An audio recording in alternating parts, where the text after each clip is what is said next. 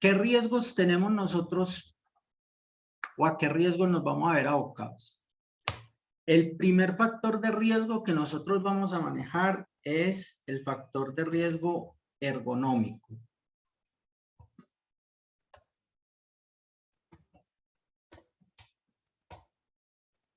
¿Bien? Factor de riesgo ergonómico.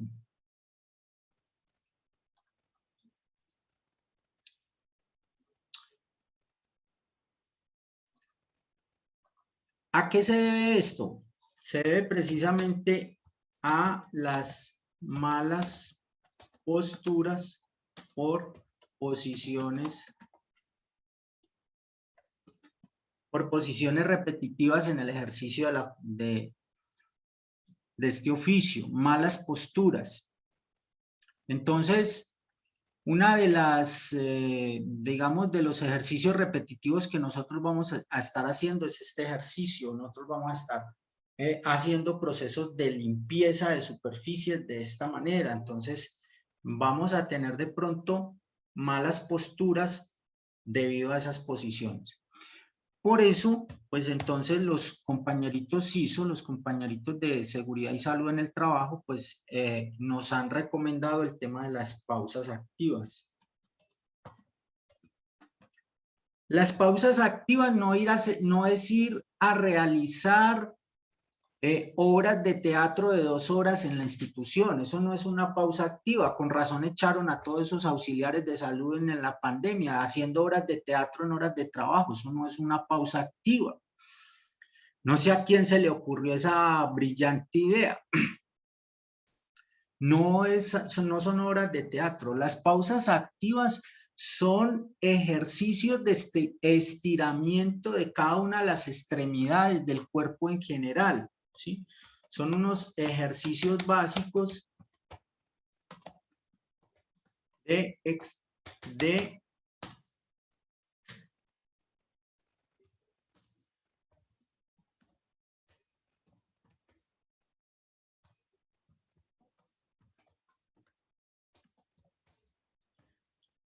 ejercicios básicos de oxigenación del cuerpo. Son precisamente una serie de ejercicios de estiramientos que realizamos para poder darle al cuerpo oxigenación, recirculación de la sangre, para evitar pues el cansancio. Para eso hacemos las pausas activas. Las pausas activas se realizan alrededor de 5 o 10 minuticos dentro del ejercicio o de la labor que estamos haciendo. Se suspende 5 o 10 minuticos y realizamos estiramientos del cuerpo. Eso es una pausa activa. La pausa activa no es ir a fumarme un cigarrillo al lado del portero, no es ir a ver parte de la novela en el televisor a la entrada del sitio. Esas no son las pausas activas. La pausa activa es realizar los ejercicios de oxigenación. Entonces, como tenemos un alto grado por riesgo ergonómico, las pausas activas nos ayudan bastante. Lo mismo que mantener la postura de la columna vertebral.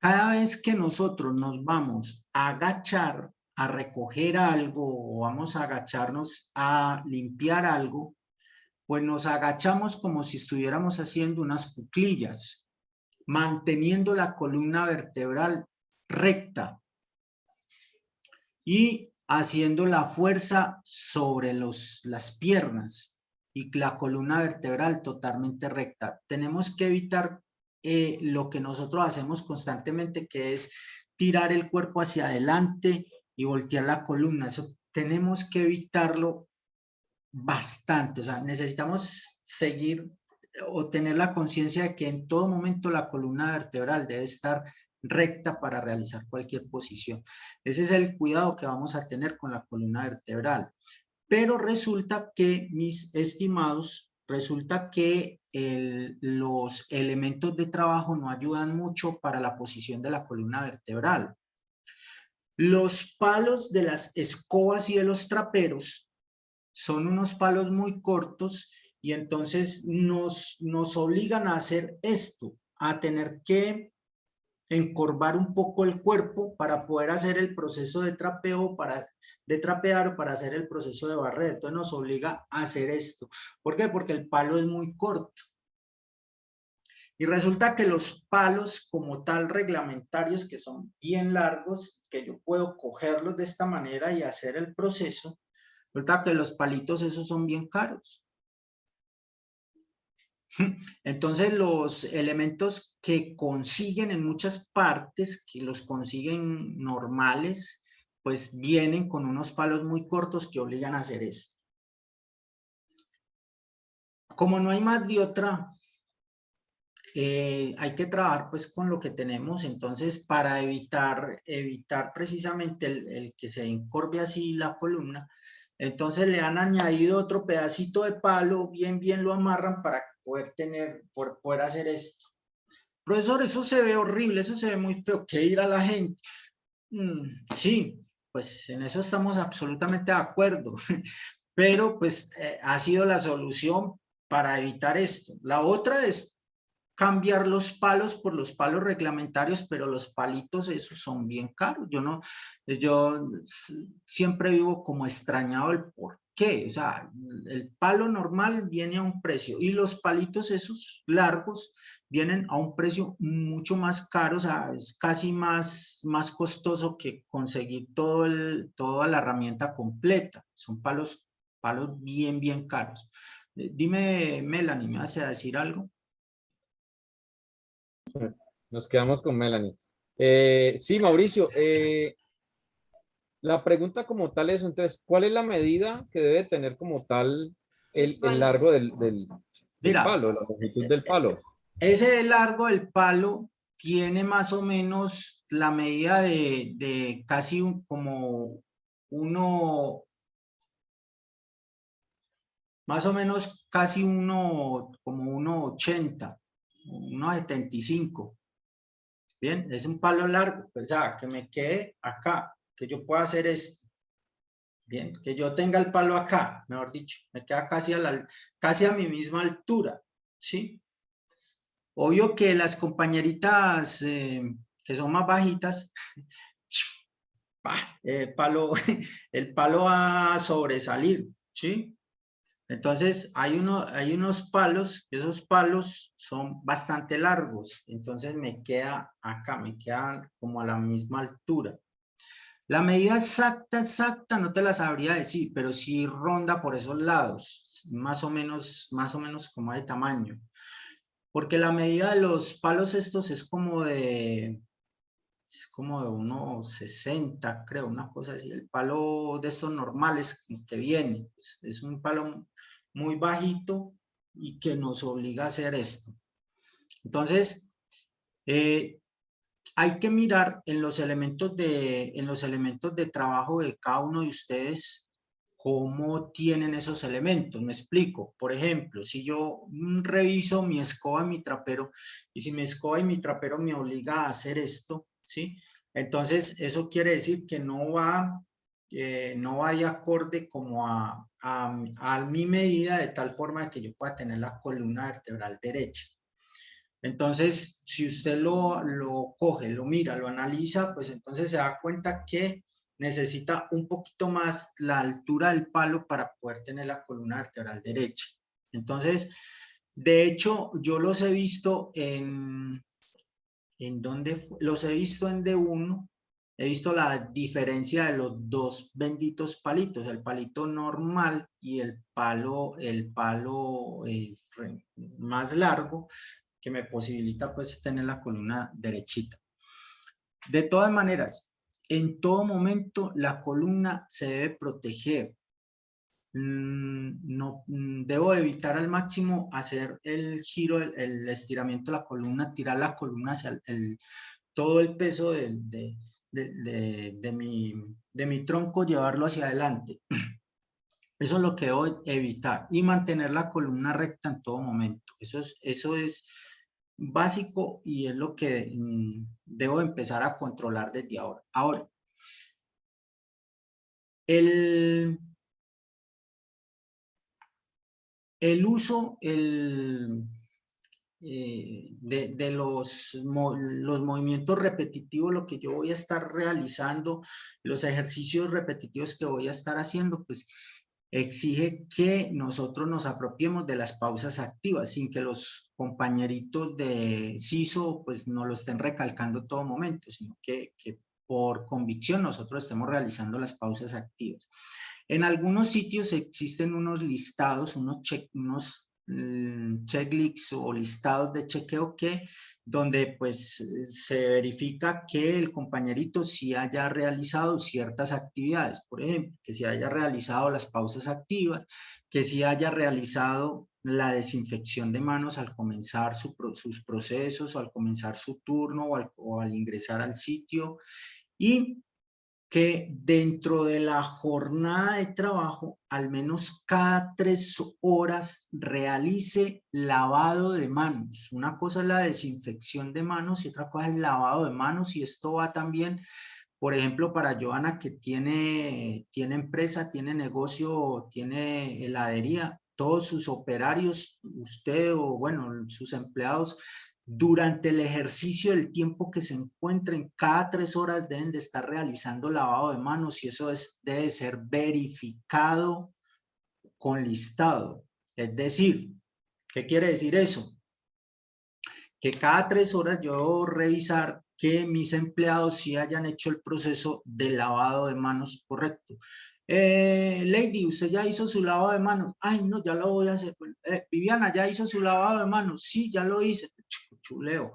Pero yo no la había haciendo. Sí, yo ya hice el lavado de manos. Entonces, tengo que estar encima de los empleados, porque si no la gente empieza a laborar, fla, fla, fla, fla, fla, y nunca van a hacer eso.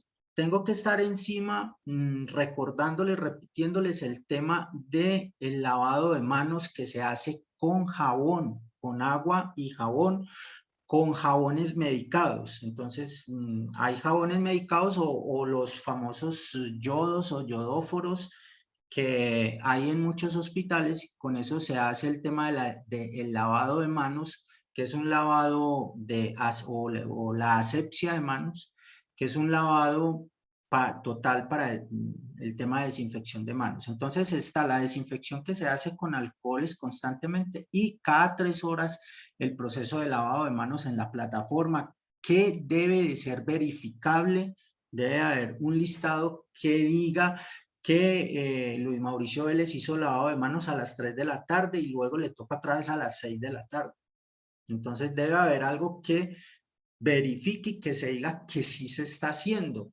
Y eso son cosas que, pues, cuando hay revisiones en la Secretaría de Salud, pues son cosas que se muestran, son cosas que están dentro de los protocolos de contención del COVID, los protocolos iniciales de trabajo, y son cosas que se deben o se continúan o se deben de estar realizando.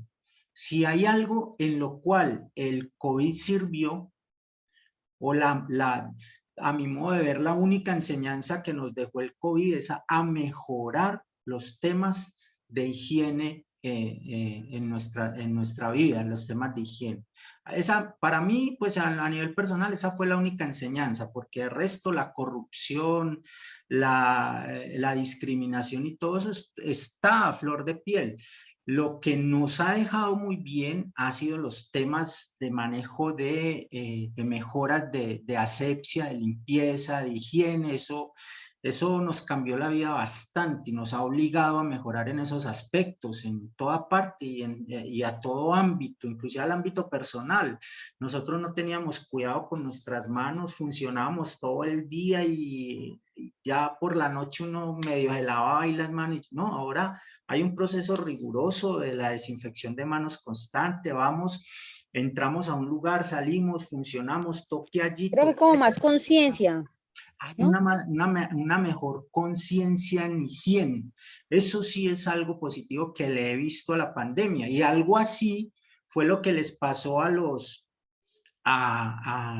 orientales, porque ellos sí tienen unos procesos a los japoneses tienen unos procesos muy rigurosos para no contaminar sus viviendas, en el proceso de dejar a la entrada los zapatos, procesos de desinfección. Ellos, algo les tuvo que haber ocurrido en su historia que los llevó a eso. A nosotros todavía no nos había ocurrido nada, nos vino a ocurrir ahora, entonces, y eso que no, a nosotros nos ha ocurrido hace rato, nos viene ocurriendo, cada 100 años nos ocurre una pandemia y nosotros no aprendemos, entonces, esta sí nos ha obligado a aprender un poquito más. Entonces, la higiene ha sido algo que yo rescato bastante de que es un aprendizaje y que nos ha mejorado mucho, nos ha mejorado los sitios, las instituciones, la higiene en las empresas, eso ha mejorado ostensiblemente. De ahí el tema de que nosotros pues nos tenemos que preparar para seguir con esos estándares de manejo de higiene de los sitios donde nosotros estamos. Bien. Otro de los riesgos que nosotros vamos a tener, vamos a borrar esto, es que por obvias razones, pues nosotros vamos a estar abocados a un riesgo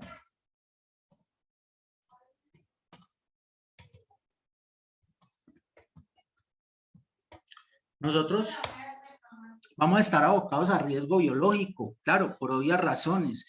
¿Y cuáles son esas obvias razones? Lo que pasa es que nosotros estamos en contacto con contaminantes.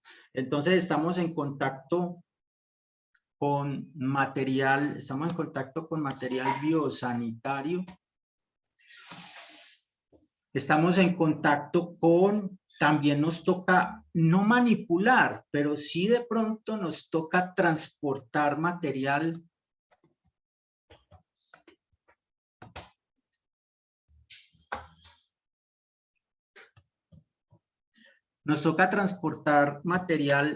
anatomopatológico, partes o residuos del cuerpo humano, pues de hecho nos toca hacer recolección de fluidos.